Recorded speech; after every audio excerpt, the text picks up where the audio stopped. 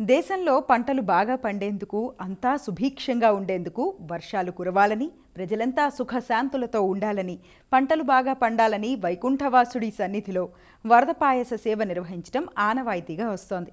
ఆదివారం ఉదయం 8 గంటలకు వరద పాయస సేవ ప్రారంభమైంది.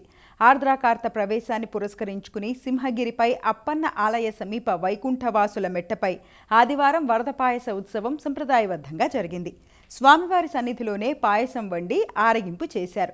అనంతరం జారుడు బల్ల ఆకారంలో ఉండే కొండపై నుంచి పాయసాన్ని జారవిడిచారు.